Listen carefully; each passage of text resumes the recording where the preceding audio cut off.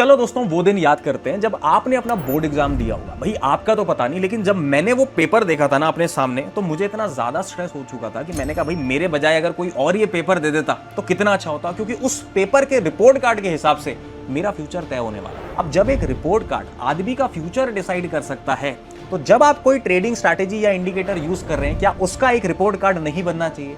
तो जैसे हमारी लाइफ का भी एक रिपोर्ट कार्ड होता है ना, आज हम आप लोगों के फेवरेट टूल्स और ट्रेडिंग इंडिकेटर्स का एक रिपोर्ट कार्ड बनाने वाले हैं। अब ये रिपोर्ट कार्ड हम लोग क्यों बनाने वाले हैं? क्योंकि मैं जानता हूं कि रिटेलर क्या करता है, जंप करता रहता है स्ट्रैटेजी से स्ट्रैटेजीज। कभी ये यूट्यूब वीडियो देखा, कभी वो यूट्यूब वीडियो देखा, वो कहता है ये स्ट्रैटेजी चलती है, वो कहता है ये इंडिकेटर चलता है।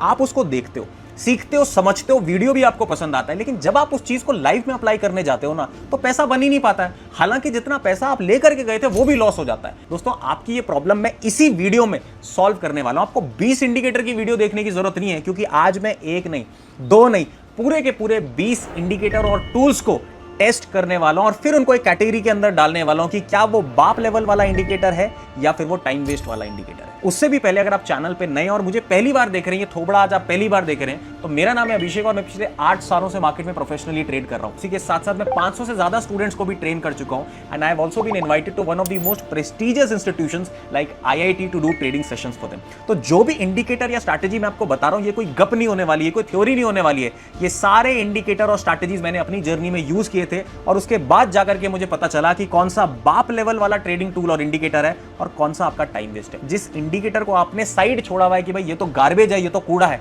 वही आपका बाप लेवल ट्रेडिंग सिस्टम आगे जाकर के बन जाए। तो वीडियो को थोड़ा सा भी मिस मत करना, क्योंकि एंटरटेनमेंट के साथ मैं आपको वो नॉलेज देने वाला हूं जो 8 साल मार्केट में देने के बाद मुझे मिली है। Let's get started.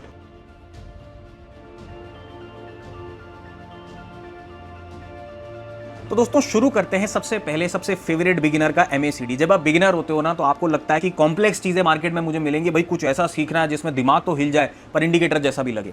ये MACD का फुल फॉर्म होता है मूविंग एवरेज कन्वर्जेंस डाइवर्जेंस। ये दिखता कैसा है भाई साहब? जब मैं मार्केट में नया आया था तो मैंने भी इसको यूज किया था।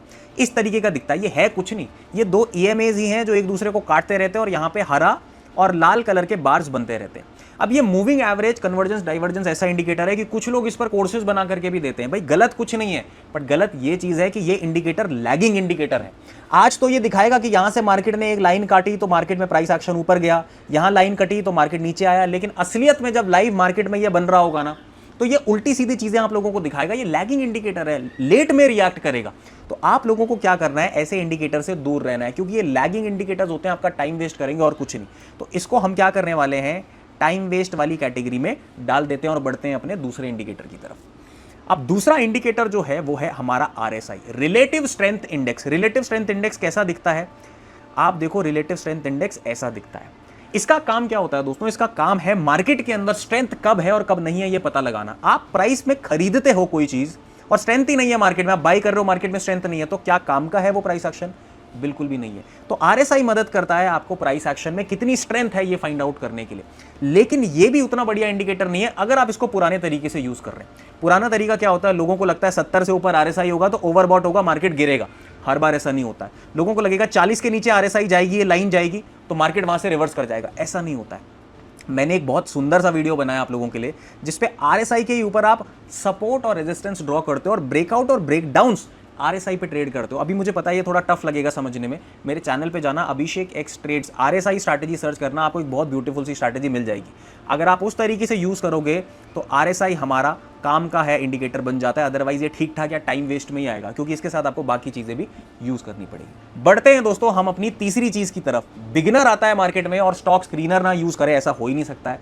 आप आते हो मार्केट में, कोई फ्री टूल्स या पेड टूल्स यूज करते हो, लेकिन वो सारे आपको एक ही जगह पे लेकर के बैठा देते हैं। भाई जो स्टॉक्स आपको मिलते हैं उसमें मोमेंटम नहीं आता और बाद में पता चलता है कि यार किसी और ही स्टॉक में मोमेंटम आ जाता है। आप कितने भी स्क्रीनर्स यूज कर लो, या तो वॉल्यूम के बेसिस पे या कोई 4-5 इंडिकेटर कंबाइन करके आपको 4-5 स्टॉक्स मिल जाएंगे। मैं स्टॉक स्क्रीनर को दोस्तों टाइम वेस्ट मानूंगा। उसका रीजन ये है, मैं खुद इंडेक्स ट्रेड करता हूं, मैं अपने पर्सपेक्टिव से आपको बता रहा हूं। इंडेक्स ट्रेड करने से मेरा डिसिप्लिन बना रहता है, क्योंकि मैं एक ही चीज को बार बार देख रहा हूं। जब आप स्टॉक स्क्रीनर से स्टॉक्स फाइंड आउट करोगे, मान लो आज आपने कोई स्टॉक फाइंड आउट किया, वो चल गया, कल आपने फाइंड आउट किया, आपके 5 स्टॉक नहीं चले, कोई और चल गया, आपका दिमाग बाहर जाएगा, आपकी साइकोलॉजी खराब होगी। इसीलिए मैं स्टॉक स्क्रीनर को टाइम वेस्ट ही मानता हूं। अगर आपको करना है तो एक स्टॉक अपने मनपसंद का पकड़ लो बिना स्क्रीनर के, चाहे उसमें वॉल्यूम है, चाहे वो चल रहा है, चाहे वो नहीं चल रहा, कुछ एसएल उसको दो, कुछ प्रॉफिट उसमें बनाओ, लेकिन एक ही चीज को यूज करो। अगर डिफरेंट चीजें यूज करोगे तो आपकी साइकोलॉजी खराब होगी। इसीलिए स्टॉक स्क्रीनर बिल्कुल टाइम वेस्ट है, आपको स्टॉक स्क्रीनर से स्टॉक्स फाइंड आउट नहीं करना। अब बात आ जाती है दोस्तों 520 ईएमए क्रॉसओवर। अब देखो ये थोड़ा डिबेटेबल है। लोग क्या करते हैं, ईएमए क्रॉसओवर पे ट्रेड करते हैं लेकिन उनका पैसा नहीं बनता, क्योंकि दोस्तों उनको राइट लॉजिक नहीं पता है। मैं सबसे पहले ये सारी चीजें हटा देता हूं आप लोगों के सामने ताकि आपको चार्ट एकदम क्लीन दिखे। लोग क्या करते हैं, 2 ईएमए लगा लेंगे, 5 ईएमए और 20 ईएमए, और होगा क्या, जैसे ये क्रॉसओवर करेंगे तो लोग यहां पर बाई करने लग जाएंगे, जैसे ये क्रॉसओवर नीचे के लिए करेंगे लोग यहां पर सेल करने लग जाएंगे। अगर आप सिर्फ इतना कर रहे हो तो ये पूरा का पूरा टाइम वेस्ट इंडिकेटर है। लेकिन दोस्तों मैंने इस पर एक बहुत डिटेल वीडियो बनाया हुआ है जिसमें 520 ईएमए क्रॉसओवर पे अगर आप कुछ रूल्स ऐड कर देते हो तो ये बहुत बाप लेवल स्ट्रैटेजी बन जाती है। फिलहाल के लिए अगर आप वो वीडियो देखते हो तो वो प्रॉफिट मशीन वाला सेटअप बन जाएगा आपका। वीडियो आप ढूंढ सकते हो, नीचे डिस्क्रिप्शन में भी मिल जाएगा, मैं टीम को बोल दूंगा डालने के लिए। लेकिन आपको इस पर कुछ एडिशनल कंफर्मेशंस का वेट करना पड़ता है। अगर सिर्फ क्रॉसओवर है तो भाई टाइम वेस्ट है, लेकिन वो वीडियो देख लेना, ये प्रॉफिट मशीन बन जाता है। अब बात आ जाती है पीसीआर की। ये पीसीआर सुनने में थोड़ा सा तगड़ा लगता है और लोगों को लगता है भाई मैंने तो पीसीआर सीख लिया तो मैं पैसा बनाने वाला हूं। लेकिन असलियत में पीसीआर की देखो नॉलेज क्या होती है। पीसीआर का मतलब होता है put call ratio. Put call ratio मतलब जब आप थोड़ा सा बेहतर काम करने लग जाते हो बाजार में और आपको लगता है मुझे तो डेटा वाला ट्रेडर बनना है, मुझे डेटा देख करके ट्रेड करना है, तो आप एक पीसीआर चार्ट ओपन कर लेते हो। पीसीआर का मतलब क्या होता है दोस्तों, पुट कॉल रेशियो, यानी कि पुट जितनी है डिवाइडेड बाई कॉल्स जितनी है उसका रेशियो। अब इसको कैसे देखते हैं भाई, अगर 1 से ऊपर इसका रेशियो निकलता है, या तो 1 से ऊपर होगा या 1 से नीचे होगा। अगर 1 से ऊपर है तो मार्केट बुलिश हो सकता है, अगर 1 से नीचे है तो मार्केट बियरिश हो सकता है। लेकिन लोग क्या करते हैं, पीसीआर ही देखते रहते हैं सिर्फ, और उनको लगता है कि मैं पैसा बना लूंगा। बट पीसीआर भी अकेले में काम का नहीं होता है। इसलिए पीसीआर काम का है लेकिन बहुत ज्यादा काम का नहीं है, इसलिए हम इसको यहां पे रखने वाले हैं।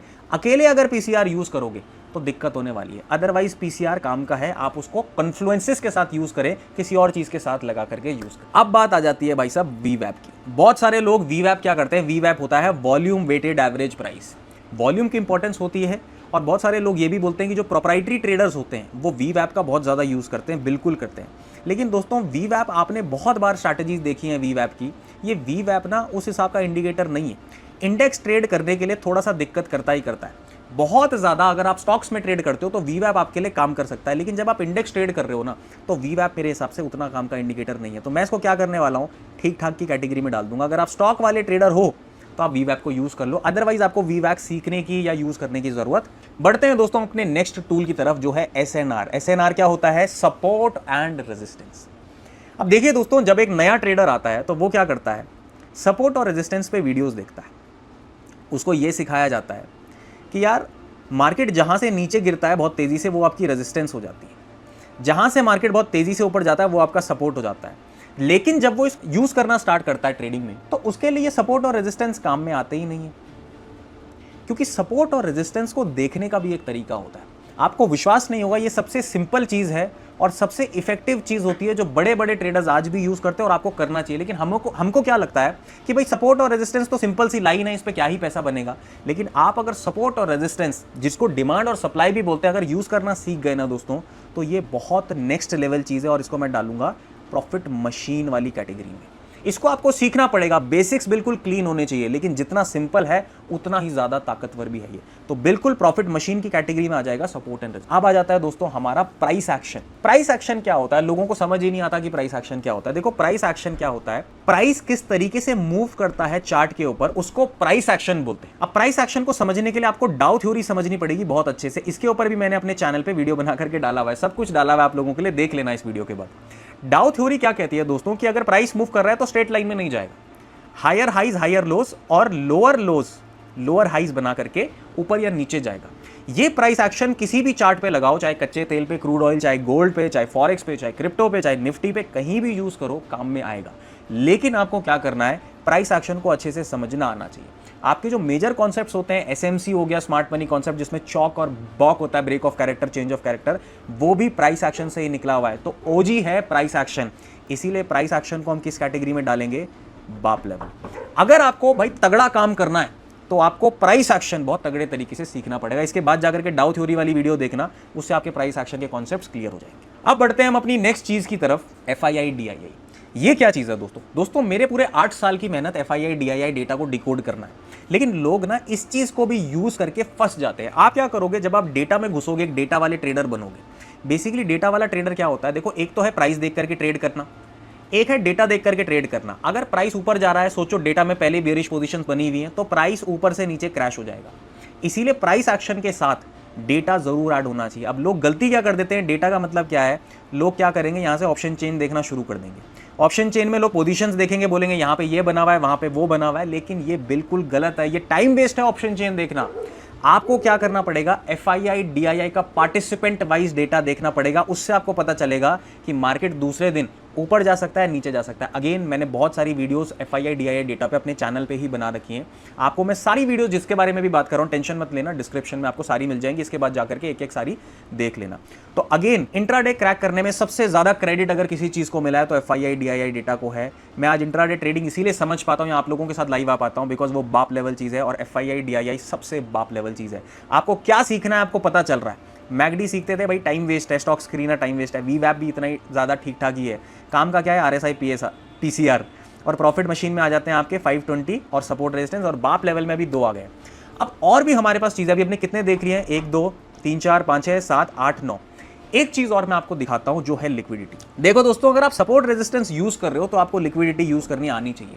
आज के टाइम पे लिक्विडिटी का मतलब लोग क्या समझते हैं, लोग ये समझते हैं कि भाई साहब लिक्विडिटी का मतलब होता है कि भाई इतने बायर हैं तो उसके बराबर में इतने सेल होने चाहिए। नहीं दोस्तों, लिक्विडिटी का मतलब होता है मार्केट बिना लिक्विडिटी के, बिना ऑर्डर्स खाए SL हंट करे मूव नहीं कर सकता। इस चीज को समझने के लिए आपको लिक्विडिटी का कॉन्सेप्ट समझना पड़ेगा। और ये लिक्विडिटी का कॉन्सेप्ट मैं इस पे वीडियोस बना रहा हूं, अगेन सारी आपको डिस्क्रिप्शन में मिल जाएंगी। और अब मुझे पता चलता है जब मैं डेटा के साथ लिक्विडिटी भी ऐड कर देता हूं ना, तो अगेन ये भी एक बाप लेवल चीज है। लेकिन अगर आप सिर्फ लिक्विडिटी यूज करोगे तो आप प्रॉफिट मशीन वाली कैटेगरी में आ जाओगे, डेटा के साथ लिक्विडिटी यूज करोगे तो बाप लेवल वाली चीज है। अब दोस्तों ये वीडियो बड़ा हो जाएगा और बहुत सारी चीजें हमारे पास अभी भी पेंडिंग है, Fibonacci, FVG, previous day high low, ATR, Ichimoku cloud, volume, time cycles और CPR, ये बहुत सारी चीजें पेंडिंग है, वीडियो बड़ा हो जाएगा। फिलहाल के लिए 10 चीज़ें, ये 10 टूल पे आप रिसर्च करो, जो भी चीज़ें अच्छी है उसके वीडियोस आपको डिस्क्रिप्शन में मिल जाएंगे। जो चीज़ें काम की नहीं है उस पर मैंने वीडियोस भी नहीं बनाए। आपको क्या करना है, तब तक के लिए वीडियोस देखनी है और मुझे एक चीज़ बताओ कि क्या मैं इन वाली चीज़ों पे भी आप लोगों को सेम तरीके से चीज़ें बताऊं, ताकि आपको पता चले कि कौन सी चीज़ सीखनी है और कौन सी चीज़ नहीं सीखनी। तो मैं फटाफट से पार्ट 2 भी बनाने वाला हूं और हर चीज़ के ऊपर मैं डिटेल में वीडियो भी बनाऊंगा, जो जो चीज़ें बाप लेवल और प्रॉफिट मशीन की है। अगर वीडियो अच्छा लगा है दोस्तों तो चैनल को सब्सक्राइब कर देना, लाइक करके मुझे बताना कि आपको ये वीडियो पसंद आया। डिसलाइक कर देना अगर कोई भी चीज़ बुरी लगी है, लेकिन डिसलाइक 2 बार करना ताकि मुझे पता चल जाए कोई चीज़ आपको खराब भी लगी है। अगर आप मेरे से पर्सनली कनेक्टेड रहना चाहते हैं तो नीचे टेलीग्राम कम्युनिटी का लिंक भी आपको मिल जाएगा। तब तक के लिए स्वस्थ रहिए, मस्त रहिए, खुश रहिए एंड सबसे इंपॉर्टेंट, सबका आदर कीजिए। जल्दी मिलते हैं।